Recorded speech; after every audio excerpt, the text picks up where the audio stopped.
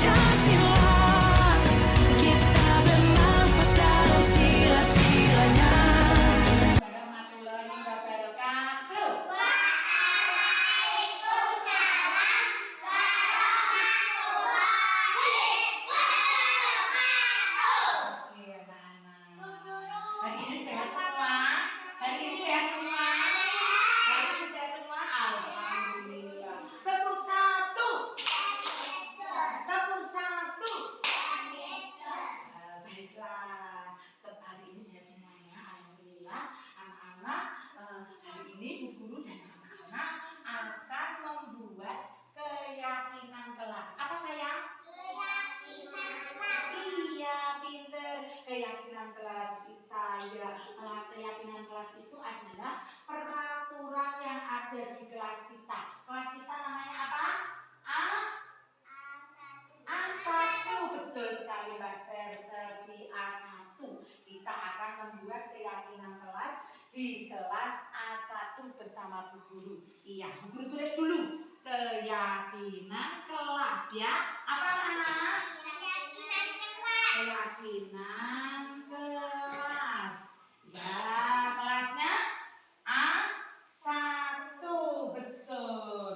Nah, keyakinan kelas tadi sudah Bu Guru kasih tahu bahasanya keyakinan kelas adalah peraturan-peraturan yang ada di kelas kita. Yang pertama apa ya? Yang pertama apa anak-anak? Ayo. Yang pertama. Oh, pinter. Terus datang tepat waktu. Itu adalah disiplin. Apa anak? Disiplin. Betul sekali. Disiplin. Nah, betul tulis. Disiplin. Betul. Nah, yang kedua sekarang. Yang kedua apa ya? Oh, menjawab salam. Menjawab dan mengucap salam ya. Menjawab dan mengucap salam. Terus apa lagi ya? Menyayangi teman. Betul sekali. Keyakinan kelas kita. Oke. Nah, kalau begitu menjawab salam atau mengucap salam itu termasuk saling menghormati dan menyayangi. Apa anak-anak? Saling menghormati dan menyayangi. Bu Guru tulis ya. Bu Guru tulis saling apa? Menyayangi, menghormati dan menyayangi. Menyayangi, pintar. Yang ketiga apa? Keyakinan kelas untuk A1 apa? Keyakinan kelas untuk A1 apa yang ketiga? Yang ketiga apa? Yang ketiga apa yuk? Ayo yang ketiga. Makan sendiri. Itu namanya apa ya Mbak Bun? Kalau makan sendiri itu? Mandiri. Just pintar sekali Mbak Bun. Bu Guru tulis mandiri. Nah, sekarang yang keberapa ini? Yang keberapa? 4. Apa ya yang keempat ya? Oh, bisa ya membersihkan mainan, merapikan alat untuk belajar. Itu juga bertanggung jawab namanya. Apa sayang? Bertanggung jawab. Apa sayang? Bertanggung jawab. Bu Guru tulis ini. Bertanggung jawab.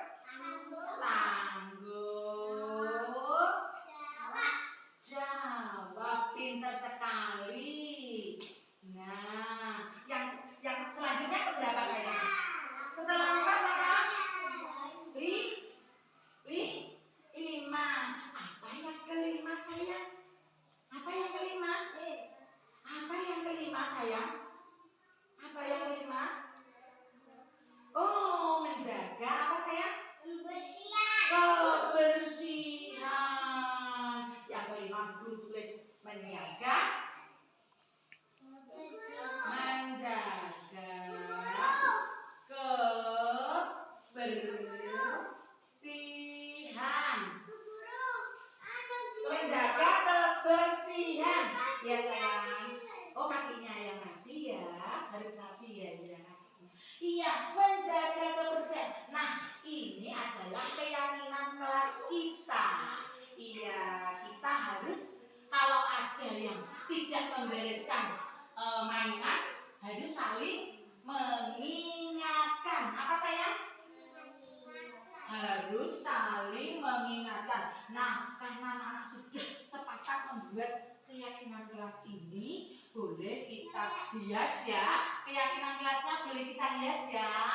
Iya, oke. Oke, ayo Mbak Sanung bisa menghias kelasnya. Ayo Mbak Sanung silakan menghias kelas. Ya Mbak Sanung. Ayo Mbak Sanung sini Mbak Sanung. Nih, ayo Mas Tiano. Jangan di bawah ya, di atas. Ya Mas Tiano silakan. Jangan di bawah, di atas. Ya oke, pinter. Ya, ayo Mbak Sarli. Di atas ya. Oke, siap. Yuk, Mas Kenan. Silakan dihias. Ya, yuk Mbak Mila. Silakan. Samping sini boleh yuk. Di samping sini boleh. Ke bawah boleh. Yuk, siap. Oke. Yuk. Mbak Sarli. Ya. Ya. Yuk, Mas Dias. Yuk, Mbak Chelsea. Silakan Dias. Ayo, Mas Milan silakan Dias. Mbak Embun silakan Dias. Yuk, Mbak Sari sudah tadi? Sudah dong? Ayo Mas Dias sudah tadi. Ayo Mas Satria. Ya. Nah ayo Mas Dava.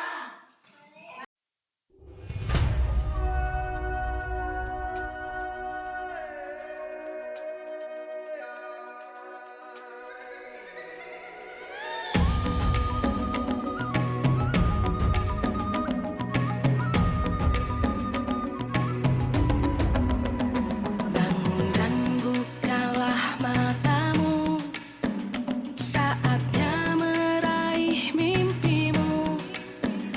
Arahkan pandangan ke depan, Tuhan kan menuntunmu. Sadarilah masa berganti, tantangan kan kita hadapi. Bergandeng tangan untuk negeri, era kita menanti berseri. Kita belajar Pancasila, kita bernafas dalam sila-silanya.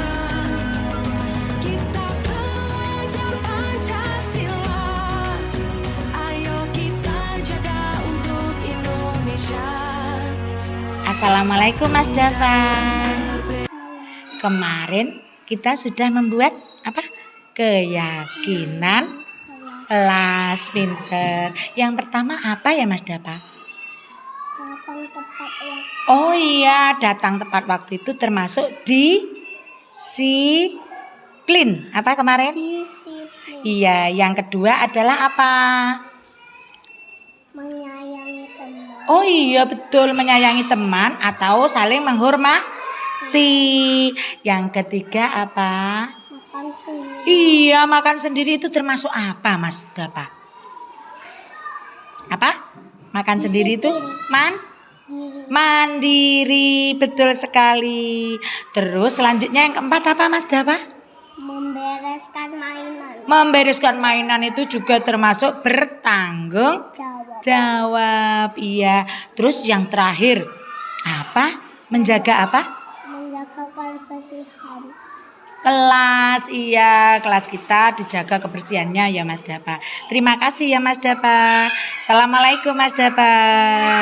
Iya. Assalamualaikum Mbak Chelsea. Waalaikumsalam Bu Guru. Iya, kemarin kita sudah membuat keyakinan kelas ya. Masih ingat Mbak Chelsea? Masih Yang nomor 1 apa ya? datang tepat waktu. Oh iya, datang tepat waktu itu disiplin ya toh? Disiplin ya. Iya. Oke, yang kedua apa ya? Membereskan Oh, membereskan mainan. Iya, membereskan mainan itu namanya bertanggung jawab. Yang ketiga apa ya?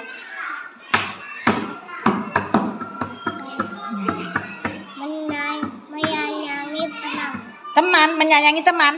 Oh iya, menyayangi teman itu termasuk apa ya? Iya, kita memang harus saling menghormati dan menyayangi teman. Oke, yang selanjutnya apa ya kemarin keyakinan kita?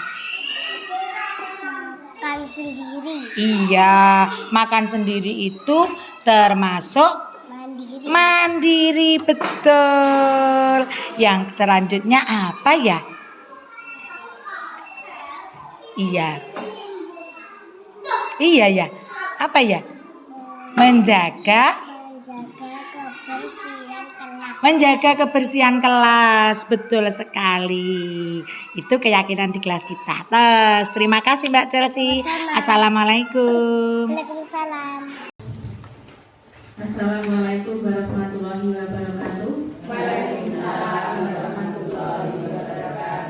Yang terhormat Ibu Kepala Sekolah TK Negeri Semanu, yang kami hormati Ibu-ibu guru TK Semanu. Puji syukur kita panjatkan kehadiran Tuhan Yang Maha Esa yang telah memberi rahmat serta hidayahnya kepada kita semua.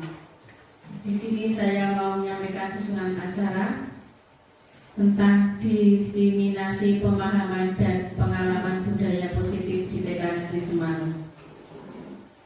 Dengan susunan acara sebagai berikut: 1. Pembukaan, 2. Sambutan dari Kepala Sekolah, 3. Acara inti yang akan disampaikan oleh Ibu Sumarwiyati SPD, calon guru penggerak Angkatan 9. Yang keempat, tanya jawab. Yang kelima, penutup.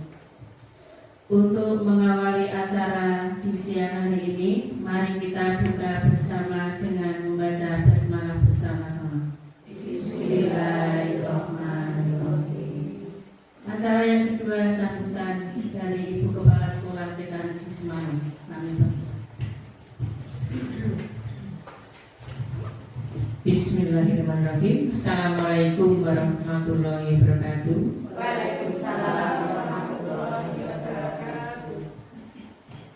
Ibu Sumarwi, calon guru penggerak yang kami hormati, serta ibu-ibu guru di TK Negeri yang kami hormati. Pertama dan utama, marilah kita panjatkan puji syukur kehadirat Tuhan Yang Maha Esa atas segala limpahan rahmatnya kepada kita semua, sehingga pada kesempatan hari ini kita telah menyelesaikan kegiatan belajar mengajar pada pagi hari ini, dan pada kesempatan hari ini kita akan menerima apa yang akan disampaikan oleh calon guru penggerak kita, Ibu Sumarwiyati, mengenai diseminasi pemahaman dan pengalaman budaya positif di TK Negeri Semanu. Sebenarnya kegiatan tersebut sudah kita laksanakan sejak dulu, tapi kan dulu belum tahu diseminasi itu seperti apa. Untuk itu monggo nanti Bu Sumarni sudah menyampaikan, dan mudah-mudahan setelah menerima informasi ini nanti, mudah-mudahan ibu-ibu akan lebih baik, akan menambah pengalaman wawasan tentang pengalaman budaya positif di TK Negeri Semanu yang kemarin sudah dilaksanakan. Sekarang kita teruskan lebih maju lagi, sehingga apa yang telah kita berikan kepada anak-anak akan menambah pengalaman anak-anak akan semakin tahu apa itu budaya positif, tentang pemahaman kepada teman-teman, tidak saling berkelahi, suka menolong teman, berdisiplin, kreatif, dan berbudaya. Untuk itu monggo kepada ibu-ibu semua, dan semoga dengan ilmu nanti ibu-ibu akan semakin lebih antusias antusias dalam menghadapi anak didik di sekolah setiap hari. Ada kurang lebihnya saya mohon maaf. Sekian dan terima kasih. Wassalamualaikum warahmatullahi wabarakatuh. Terima kasih sambutan dari kepala sekolah. Memasuki acara yang ketiga, acara inti yang akan disampaikan oleh Ibu Sumarwati SPD. Kami persilakan. Terima kasih. Assalamualaikum warahmatullahi wabarakatuh. Yang terhormat Ibu Kepala TK Negeri Semanu dan yang kami hormati ibu-ibu guru TK Negeri Semanu yang pada saat ini mengikuti designasi pemahaman dan pengalaman budaya positif. Terima kasih atas kehadirannya yang telah meluangkan waktu pada siang hari ini. Namun sebelumnya kita akan speaking dulu ya, karena pada kesempatan hari ini agak panas, jadi kita biar tetap semangat, kita akan speaking dulu. Gimana speakingnya? Tirukan saya ya dulu ya. Konsentrasi, konsentrasi dimulai, konsentrasi dimulai. Marwi Asti.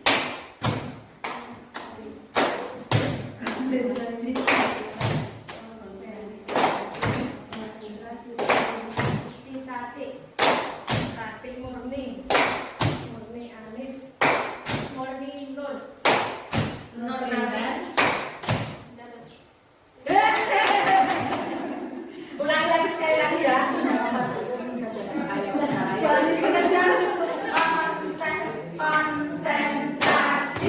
Konsentrasi dimulai,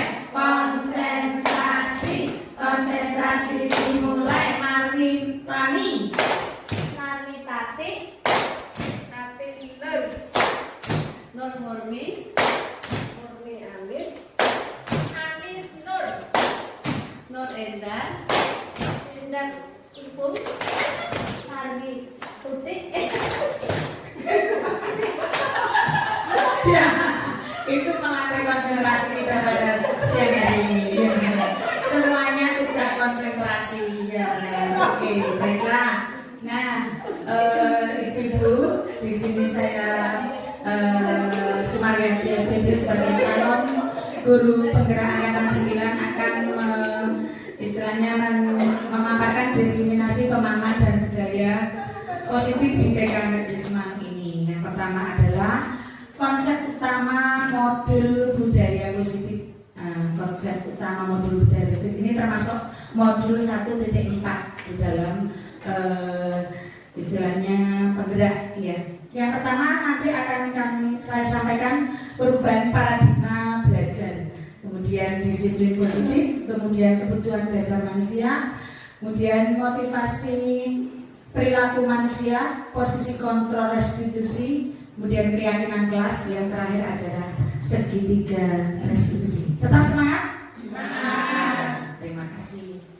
Nah, ini yang pertama tadi adalah perubahan paradigma belajar. Perubahan pembelajaran dengan paradigma baru. Pembelajaran dengan paradigma baru itu dirancang berdasarkan prinsip pembelajaran yang berdiferensiasi sehingga setiap siswa belajar sesuai dengan kebutuhan dari tahap perkembangannya untuk mewujudkan profil pelajar Pancasila. Ini juga disampaikan Ki Hajar Dewantara mengumpamakan sekolah itu adalah sebuah ladang, tempat persemaian bibit. Agar bibit bisa berkembang secara maksimal, maka petani dapat memperbaiki kondisi tanahnya. Begitu kalau di Pak Tani itu ya, Pak Tani atau Pak Kebun itu memelihara bibit tanaman itu harus diberi pupuk, ya diberi pupuk. Kemudian pengairan yang cukup, membasmi ulat-ulat yang menyerang tanaman tersebut dan jamur-jamurnya yang mengganggu tanaman tersebut. Dari uraian tersebut kita dapat memahami bahwa sekolah ini diibaratkan sebagai tanah untuk tempat bercocok tanam, sehingga guru harus mengusahakan sekolah jadi lingkungan yang menyenangkan, menjaga dan melindungi murid dari hal-hal yang tidak baik. Itu yang paradigma belajar kita. Kemudian yang selanjutnya adalah pelajar Pancasila. Ya ini urutannya adalah beriman, bertakwa kepada Tuhan Yang Maha Esa dan berakhlak mulia, kebinekaan global. Ini profil ya, profil pelajar Pancasila. Bergotong royong, kreatif, bernalar kritis dan mandiri. Selanjutnya, disiplin positif.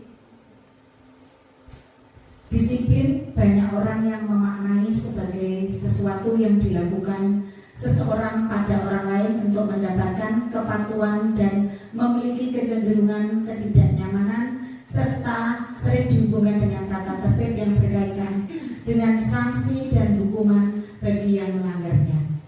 Sebagai pendidik, tugasnya adalah membimbing siswa untuk memiliki disiplin diri yang berasal dari dirinya sendiri. Siswa dalam melakukan disiplin positif tidak terlepas dari motivasi yang ingin dicapai oleh siswa itu sendiri. Ki Hajar Dewantara juga menyatakan bahwa untuk mewujudkan murid yang merdeka, itu dalam bukunya yang berbunyi di mana ada kemerdekaan, disitulah harus ada disiplin yang kuat itu.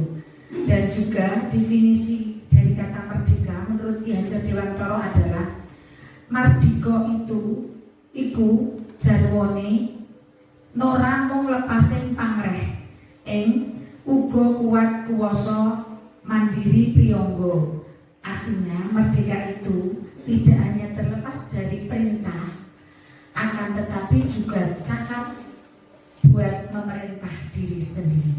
Nah, yang di bawah itu juga keterangan dari disiplin positif. Kemudian selanjutnya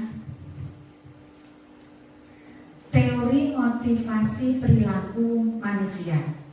Ada 3 teori motivasi perilaku manusia yang menurut Diana Gosen dalam bukunya Restructuring School Discipline itu ada 3, yaitu yang pertama untuk menghindari ketidaknyamanan atau hukuman. Yang kedua, untuk mendapatkan imbalan atau penghargaan dari orang lain. Kemudian yang ketiga adalah untuk menjadi orang yang mereka inginkan dan menghargai diri sendiri dengan nilai-nilai yang mereka percaya. Nah, dari ketiga motivasi perilaku manusia itu dalam mewujudkan disiplin positif yang harus ditanamkan dalam murid-murid adalah motivasi yang nomor 3. Karena dengan memiliki motivasi tersebut, mereka telah memiliki motivasi intrinsik yang berdampak jangka panjang. Motivasi yang tidak akan terpengaruh pada adanya hukuman atau hadiah. Mereka akan tetap berperilaku baik dan berlandaskan nilai-nilai kebajikan karena mereka ada kebutuhan dasarnya. Ya, lanjut, itu adalah juga merupakan tujuan disiplin positif. Nah, ini kita melangkah ke 5 kebutuhan dasar manusia. Yang pertama adalah apa, Ibu? Bertahan hidup. Kemudian yang kedua, kasih sayang. Ibu semua juga membutuhkan ini ya. Ya, kemudian yang ketiga apa? Kebebasan. Yang keempat, kesenangan. Yang kelima, penguasaan. Ya, seluruh tindakan manusia itu memiliki tujuan tertentu. Semua yang kita lakukan adalah usaha terbaik kita untuk mendapatkan apa yang kita inginkan. Ya, ketika kita mendapatkan apa yang kita inginkan, sebetulnya saat itu kita sedang memenuhi satu atau lebih dari kebutuhan dasar kita, yaitu kebutuhan untuk bertahan hidup, cinta dan kasih sayang, kebebasan, kesenangan, dan penguasaan. Ketika seorang murid melakukan suatu perbuatan yang bertentangan dengan nilai-nilai kebajikan atau melanggar aturan, hal itu sebenarnya dikarenakan mereka gagal memenuhi kebutuhan dasar mereka. Nah, yang pertama kebutuhan bertahan hidup ya. Ya, kebutuhan bertahan hidup adalah kebutuhan yang bersifat fisiologis untuk bertahan hidup.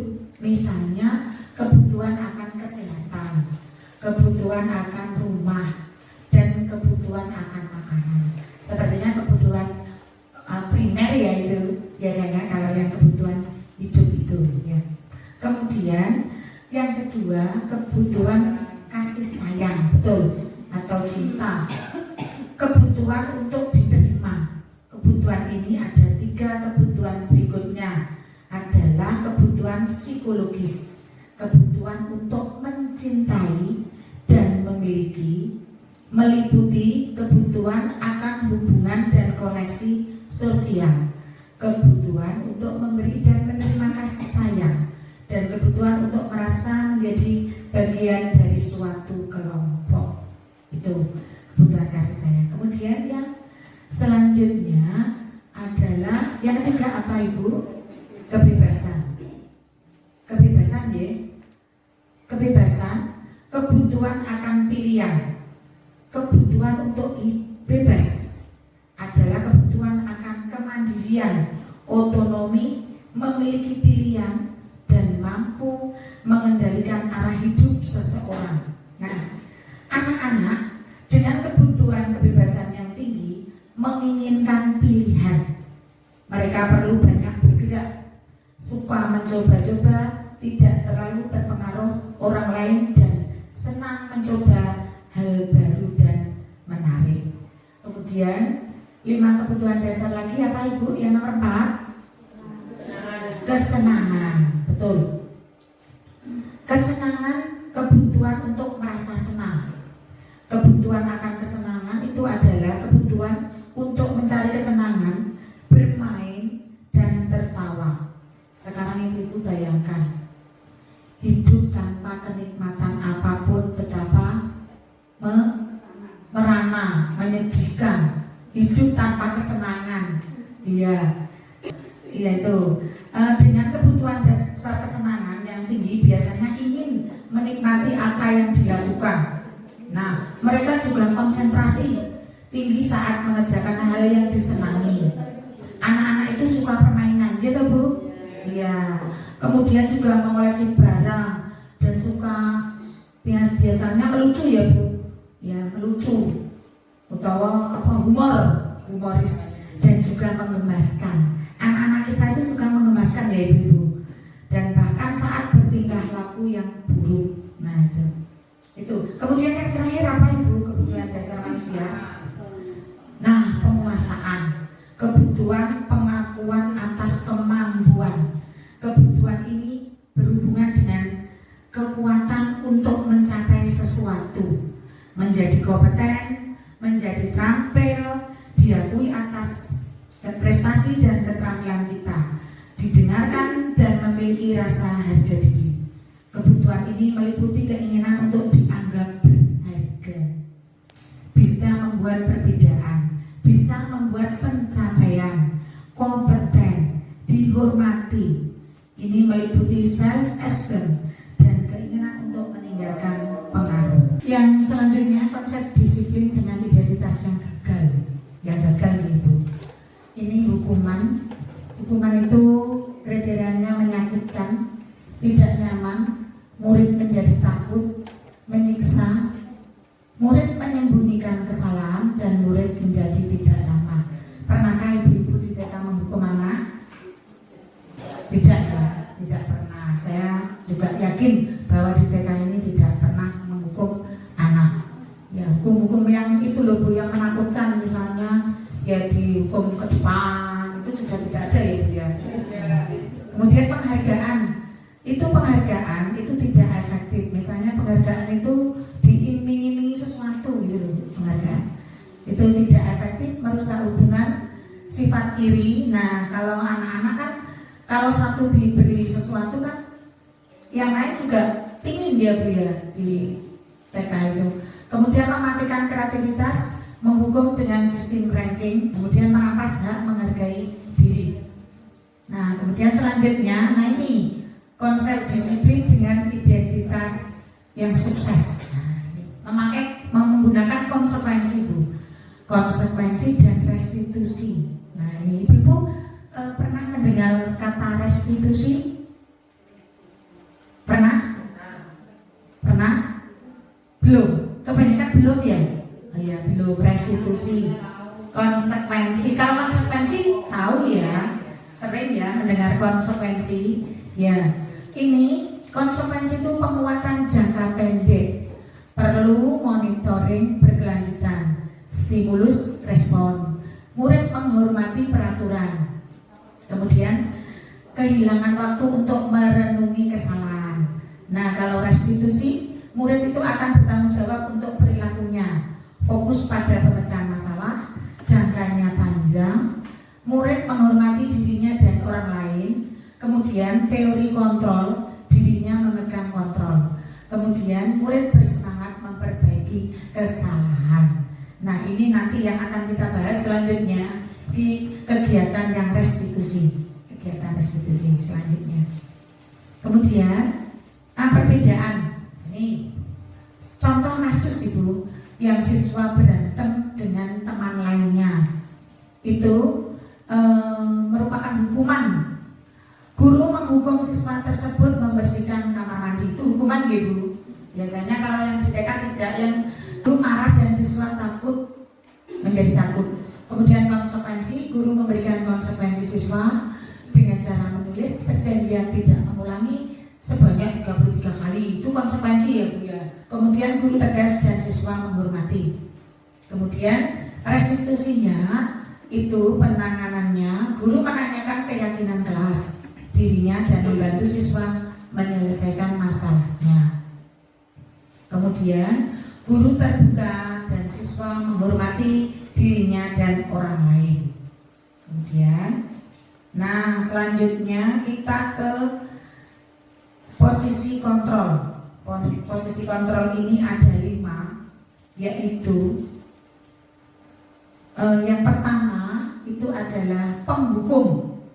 Itu seorang penghukum bisa menggunakan hukuman fisik maupun verbal. Ya, penghukum itu Bu. Sekolah senantiasa, orang-orang yang menjalankan posisi penghukum itu senantiasa mengatakan bahwa sekolah itu memerlukan sistem atau alat yang dapat lebih menekan murid-murid lebih dalam lagi. Nah, biasanya ciri-ciri guru yang menerapkan penghukum itu berkata apa Ibu? Tidak menghukum gitu loh, waktu keras gitu loh, ciri-cirinya yang penghukum gitu. Iya, pemarah itu marah anak dengan kata-kata bagaimana kira-kira? Kasar, ya bagaimana ceritanya? Anak itu, kenapa kamu nakal seperti itu ya? Kemudian ya seperti itu, patuhi aturan saya, seperti itu ya. Biasanya penghukum seperti itu. Nah, kemudian yang kedua adalah membuat orang merasa bersalah. Biasanya guru akan bersuara lemah, lembut, beda lagi. Ini sudah agak ke bawah.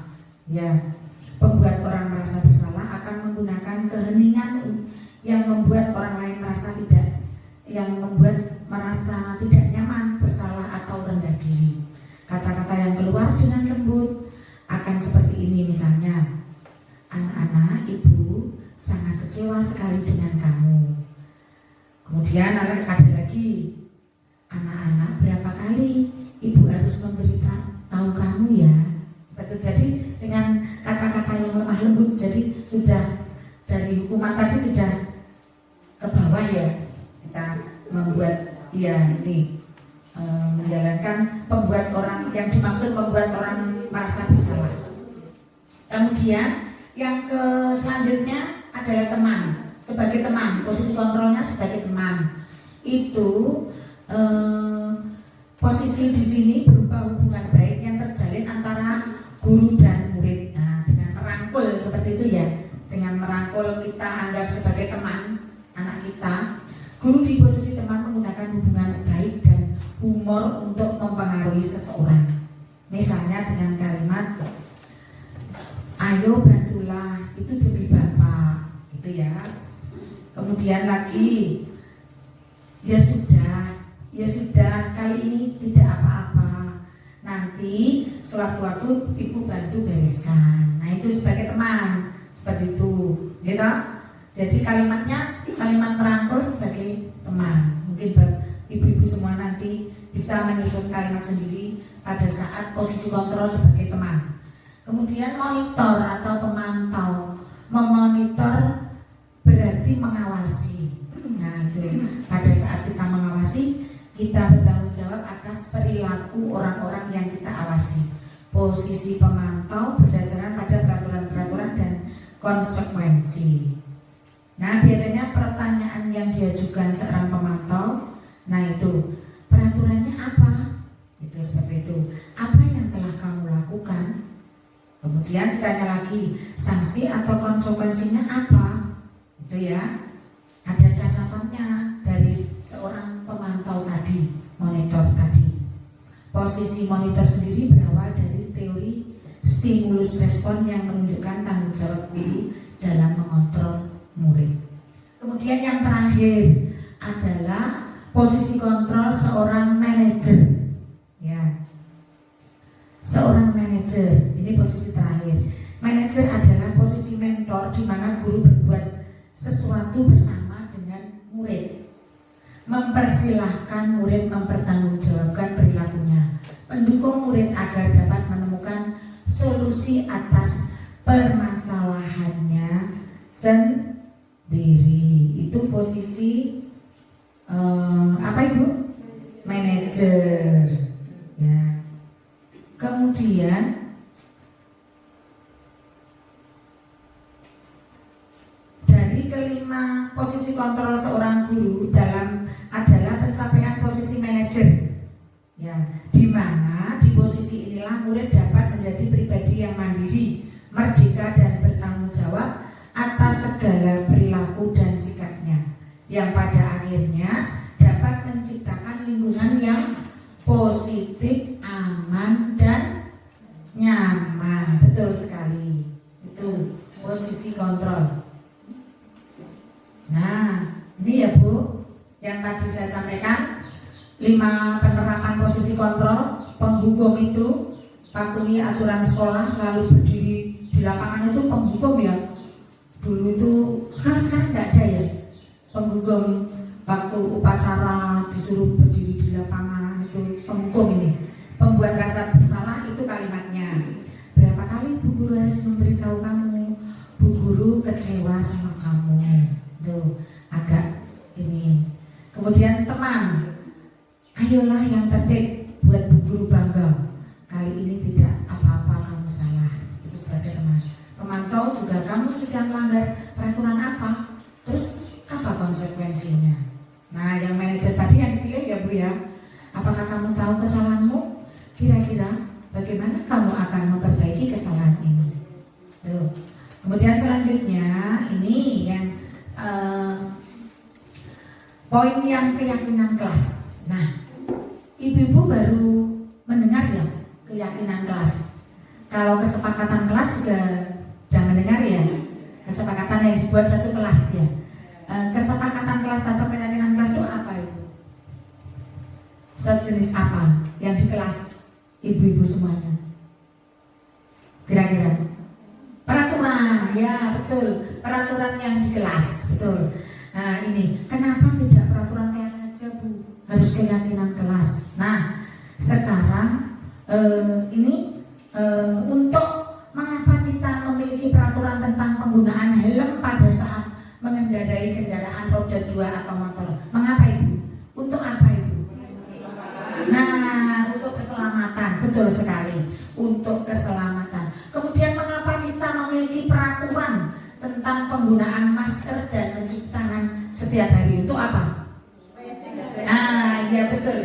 Untuk kesehatan. Nah, dari nilai-nilai kesehatan dan keselamatan inilah yang kita sebut sebagai suatu keyakinan, yaitu nilai-nilai kebajikan atau prinsip-prinsip universal yang disepakati bersama secara universal lepas dari latar belakang suku, negara, bahasa maupun agama.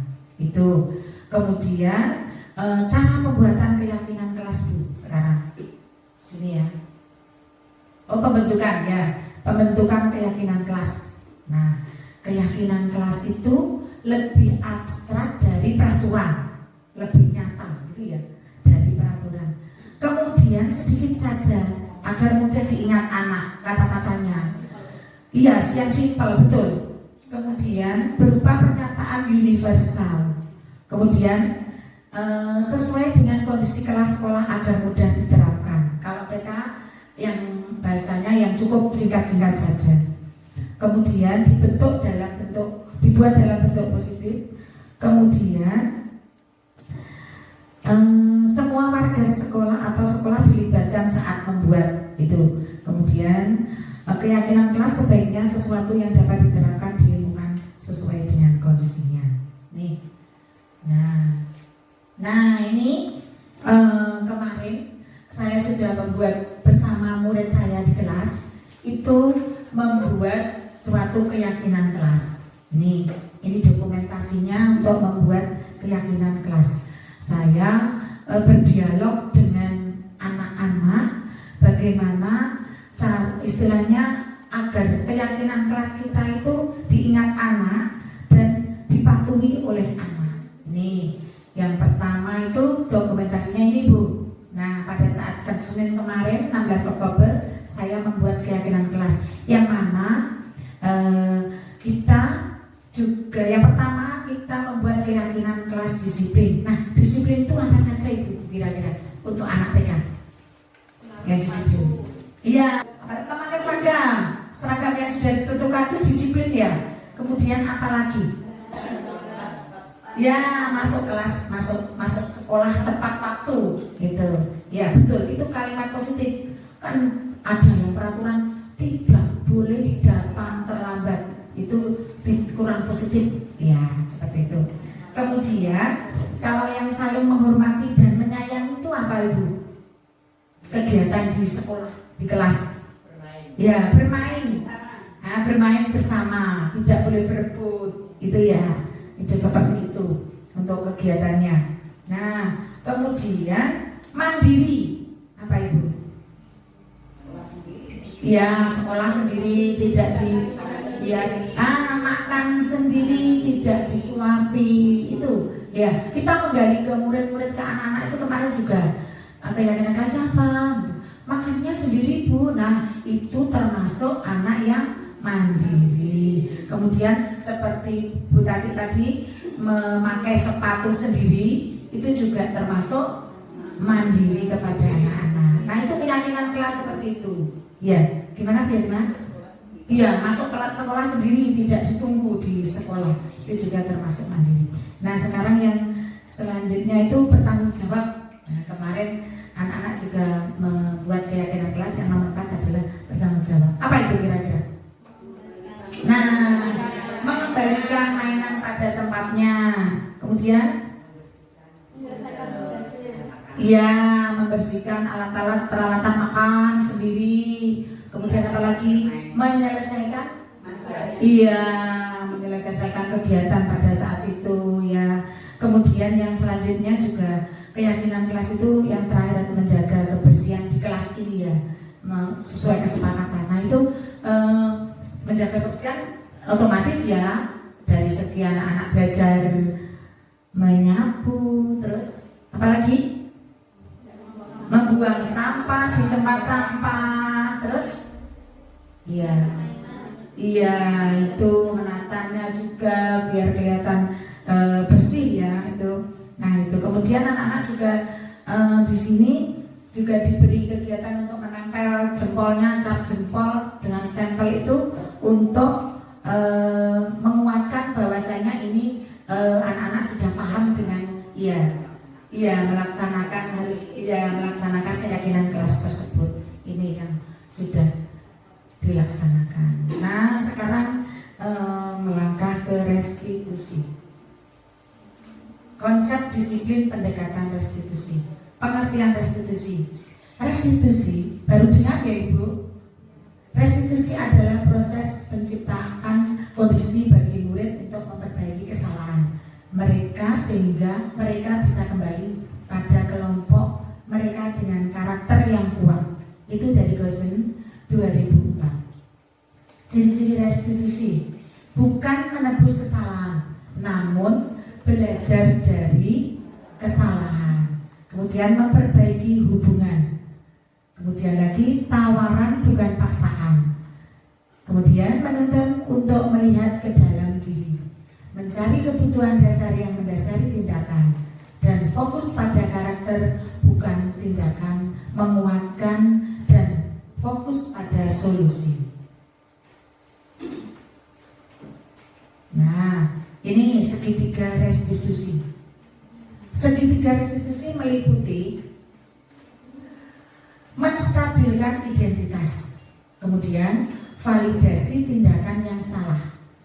Yang ketiga, menanyakan keyakinan, ya, menanyakan keyakinan. Nah, ini untuk langkah-langkah dalam menerapkan restitusi. Yang pertama, menstabilkan identitas yang di bawah itu langkah pertama adalah jika anak berbuat salah maka ada kebutuhan dasar yang belum terpenuhi. Bagian dasar segitiga restitusi memiliki tujuan untuk mengubah orang yang gagal karena telah berbuat kesalahan menjadi orang yang sukses. Kita harus mampu meyakinkan mereka dengan mengatakan kalimat seperti ini: tidak ada manusia yang sempurna. Saya juga pernah melakukan kesalahan seperti itu. Betul sekali. Nah, kemudian ketika seseorang dalam kondisi emosional, maka otak tidak akan mampu berpikir rasional. Saat inilah kita menstabilkan identitas anak. Anak kita bantu untuk tenang dan mencari solusi untuk menyelesaikan permasalahan.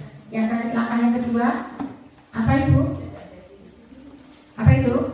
Validasi tindakan yang salah. Konsep kedua, kita harus memahami kebutuhan dasar yang mendasari tindakan anak berbuat kesalahan.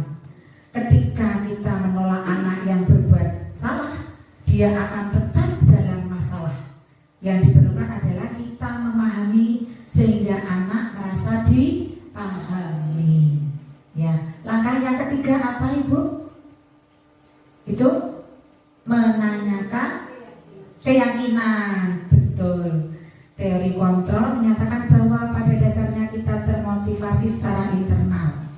Nah, langkah 1 dan 2 sukses dilakukan, maka anak akan siap untuk dihubungkan dengan nilai-nilai yang dipercaya, yang berpindah menjadi orang yang dia inginkan.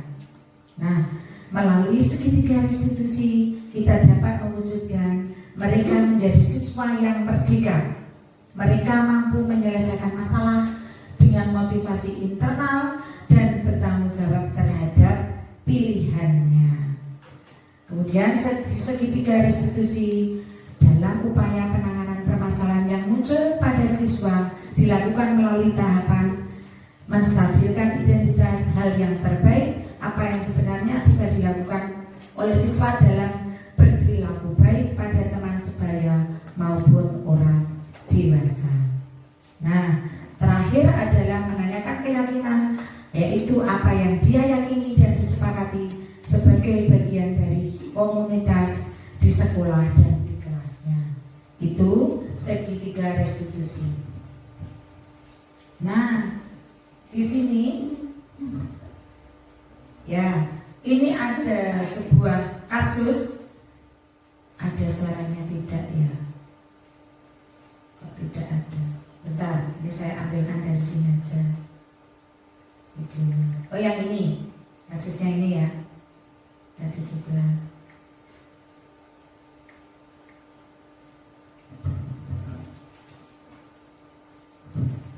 Nah, ini bisa kelihatan ya? Ya.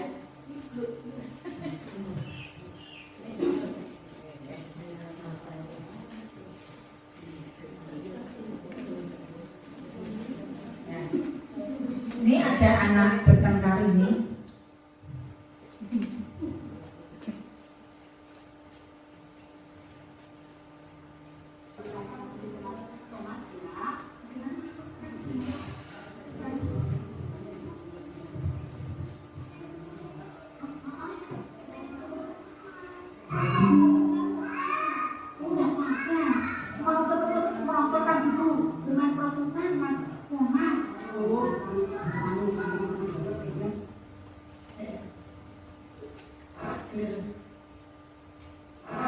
Nah, itu kasusnya berebut rosotan.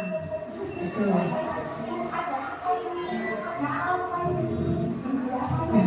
Ya, itu anak-anak pas waktu di arena bermain.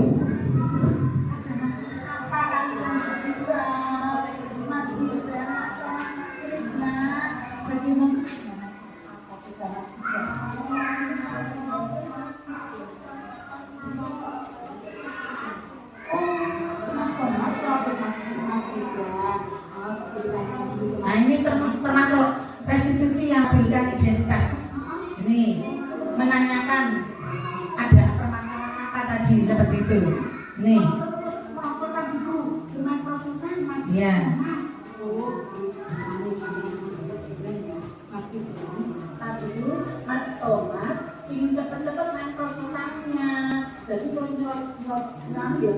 Nah, kita jadi kalau ada permasalahan tidak langsung menyalahkan salah satu ya Bu ya.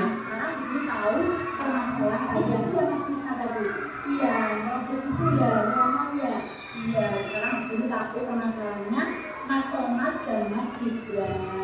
Nah, kemarin kita sudah pernah membuat kesepakatan. Nah, ini kesepakatan kelasnya ini. Apa? Oh, tidak menentukan kesepakatan lagi ya kemarin. Nah, karena sudah dibuat kesepakatan kelas, keyakinan kelas, anak-anak sudah tahu bahwa itu Oh, antri. Ya, kalau kemarin harusnya antri. tidak boleh menyerobot. Seperti itu kesepakatan kelas yang kita buat kemarin. Iya. Nah, terus cara melaksanakannya bagaimana tadi? Kalau Mas Gibran tadi kan tidak terima ya? Ya. Mas Gibran, Mas Thomas, bagaimana penyelesaiannya? Ini anak-anak menyelesaikan sendiri ya Bu permasalahannya. Oh, mau maafkan sama Mas Gibran. Iya, yang anak yang tadi nyerobot langsung mau minta maaf. Ini adalah kasus yang diselesaikan dengan langkah apa tadi? Restitusi seperti itu. Bisa ada gambaran ya Ibu ya? Ya, terima kasih. Ya, sudah selesai ini. Kemudian dalam penerapan program disiplin positif, hendaknya guru memiliki standar kepribadian profesional dan sosial yang baik, di mana guru mampu berefleksi pada posisi kontrolnya saat ini. Bagaimana perjalanan dirinya sebagai seorang among posisi manajer tadi yang menuntun murid-murid menjadi insan yang mandiri, merdeka, dan bertanggung jawab. Ya. Terima kasih. Kita bergerak, menggerakkan. Salam bahagia. Terima kasih sudah selesai. Apakah ada yang tanya jawab? Sesi tanya jawab. Apa ada yang bertanya? Oh ya, go, mic-nya. Ya,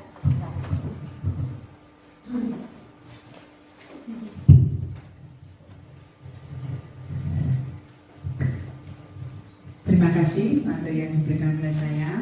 Setelah saya melihat dan menyimak tadi tentang pemaparan diseminasi budaya positif, yang ingin saya tanyakan kembali, ya, yaitu tentang keyakinan kelas.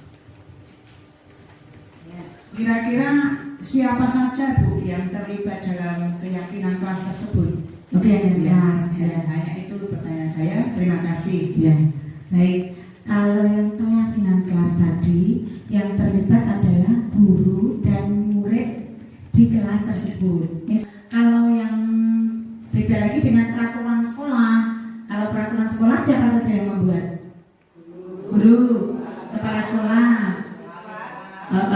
wali murid bisa dilibatkan, komite juga bisa dilibatkan. Seperti itu sudah jelas. Jadi kalau keyakinan kelas itu hanya guru dan murid. Terima kasih. Ya, ada lagi? Kalau keyakinan kelas itu apakah boleh dipakai di kelas lain, kan beberapa kelas? Boleh. Misalnya mau sama, boleh saja. Iya. Kemudian dibentuk yang cantik atau kalau bisa yang TK itu ada gambarnya, itu boleh. Karena kalau disiplin itu nggak tahu ya. Tapi ditekankan selalu disiplin itu apa saja, kegiatannya apa saja. Seperti tadi kan keyakinan kelas adanya disiplin gitu ya, tulisannya bertanggung jawab, mandiri, seperti itu. Jadi harus ditekankan kegiatannya apa saja. Seperti mandiri tadi sudah disebutkan bahwasanya kegiatannya makannya harus sendiri, sekolahnya juga harus sendiri. Ya, seperti memakai sepatu itu termasuk mandiri, kegiatan mandiri seperti itu. Ada lagi? Tidak. Ini dalam pembuatan Keyakinan itu bersama-sama di kelas itu. Iya. Salah satu yang melanggar kita juga bersama-sama Iya, mengingatkan. Iya.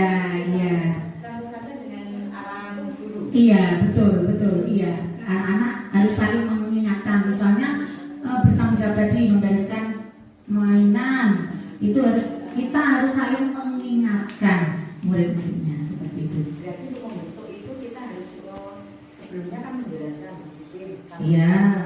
Iya, betul digali dari anak-anak. Iya. Biar muncul kata-kata ini termasuk yang disiplin atau mandiri atau yang bertanggung jawab. Seperti itu. Ya, sudah ya. Terima kasih semuanya karena sudah istilahnya mengikuti kegiatan diseminasi saya. Saya kembalikan lagi. Terima kasih. Assalamualaikum warahmatullahi wabarakatuh.